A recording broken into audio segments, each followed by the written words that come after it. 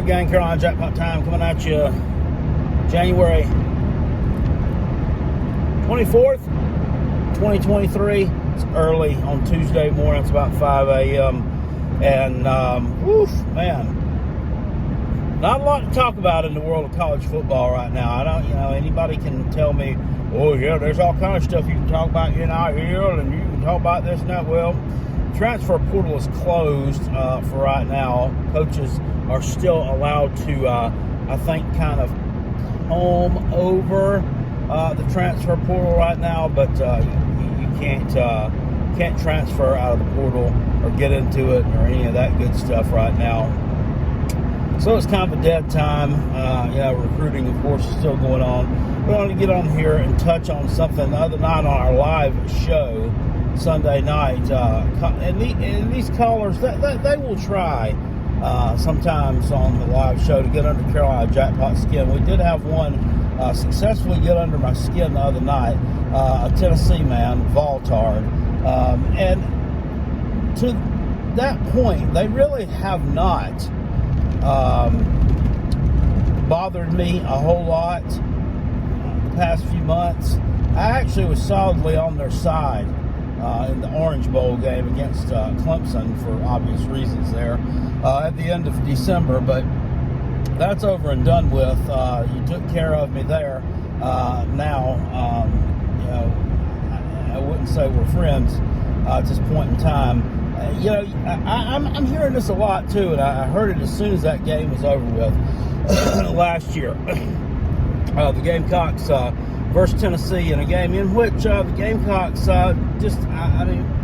they beat Tennessee ass, and there's no other way to put it. 63-38 in a game that should not have even been that close. The score should have been worse than that, but it was not. And this was not just some fluke win, where the better team makes a bunch of mistakes, puts the ball on the ground a couple of times, maybe throws a pick six, maybe has something else go wrong here and there down the stretch. It's all kind of the culmination of which results in the not so good team being able to pull out a cheap, tawdry victory. It really wasn't the way it was. The Gamecocks just demolished Tennessee on both sides of the ball from bell to bell. And Tennessee can sit there and say, well, we put up this many yards of offense. Well, how far below your season average was that? Yeah, not good by them. But I've been hearing coming out of their mouths, hate to be Coots and Neyland this coming year. We'll see y'all in Neyland in September. Well, the Gamecocks and the Valtard do square off the last day of September, actually. And it's going to be a revenge matchup, what they say. And here's my thing. Based on what? Based on what out of that game makes you think that you stand a chance this year? I mean, I'd take baby steps and crawl before I walked, but before you people let your mouths write a check your ass couldn't cash last year. So we're going to do it again this year? Is that what we're going to do? Just looking back at the track record now between these two teams in Neyland Stadium, and I'm looking at like the past 20 years or so. So 2003, I think Tennessee won. 2005 was South Carolina actually won in Neyland Stadium for the first time. That was Steve Spurrier's first year. 2007, Tennessee won that game. Don't really remember what the score was. 2009, I think Tennessee won. I think that was the 1 year that Lane Kiffin coached you before he decided I ain't staying here, and he got out of Dodge. Don't blame him. 2011, South Carolina won there. That was a really good South Carolina team.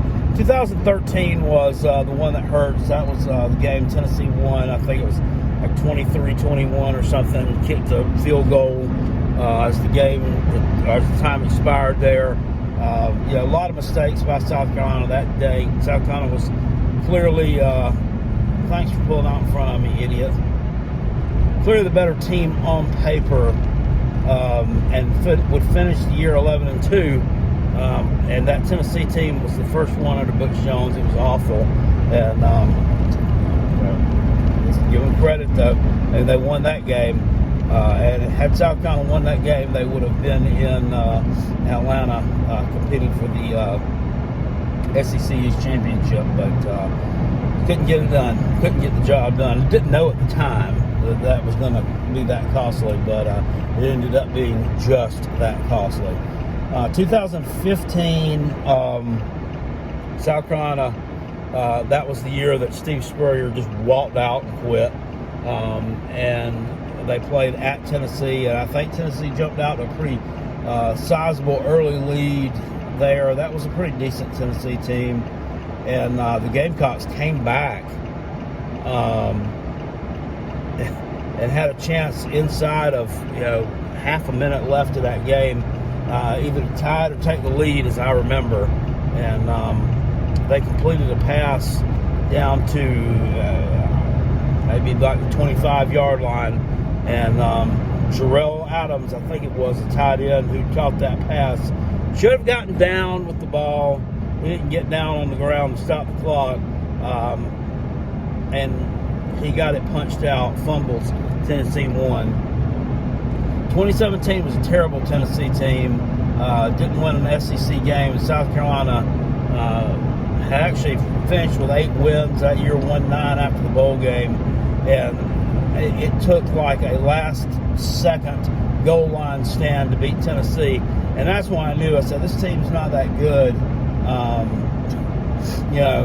They should blow this team out, and they couldn't do it. It was a team that had lost to Georgia like 41-0 a couple of weeks earlier. The Tennessee was that man.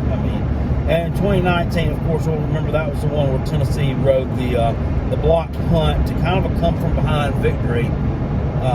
South Carolina was winning that game, I believe, at halftime, and they came roaring back and won by like 21 points. That one was that kind of hurt.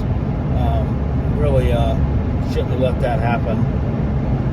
And of course, 2021 was the game where Tennessee rode the Jordan Birch through the interception in the end zone, and the stupid play call there and they flipped the field there and won by like 25 points. Now, I see how stupid I sound saying that. Well, we rode the block punt. Y'all rode the block punt to a win. Oh, well, you rode the interception that we threw to a 25. See how dumb that sounds by me? Well, you know what sounds dumb, too? You people with your excuses after this past year, South Carolina game. You couldn't just man up and say, we got that ass whipped, plain and simple. It was, from what I heard, the Gamecocks dumped, the grounds crew dumped sand on the field to slow us down. Well, if Hendon Hooker hadn't got hurt at the beginning of the fourth quarter, we'd have won. We actually threw that game because we wanted to reposition ourselves in the playoff, because we didn't want to have, we didn't want this seed, blah, blah, blah, in the playoffs. You know how stupid that sounds? I mean, we threw it on purpose. Well, we threw it because they was fighting in the locker room. Yeah, our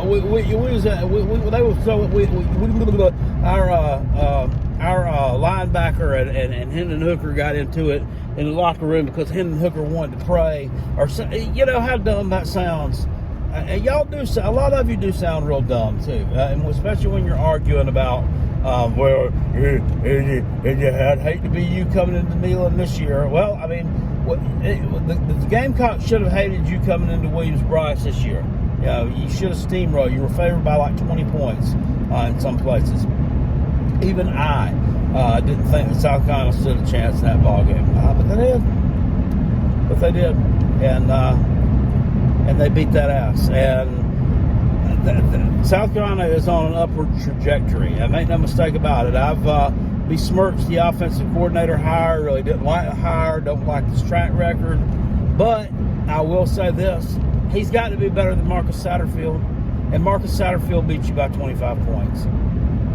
And everybody on the team transferred. Everybody, losing a guy that's produced 3.5 sacks over 3 years, and a running back who was injured more than he was on the field is, sorry, it ain't gonna hurt that much. Not with what we got coming in. And I'm not sitting here besmirching Marshawn Lloyd. Don't get me wrong. When the guy was healthy, he was the best back in the state. Problem was, he wasn't healthy very often. And, I don't know.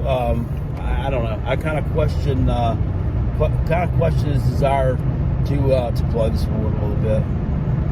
But that's just me.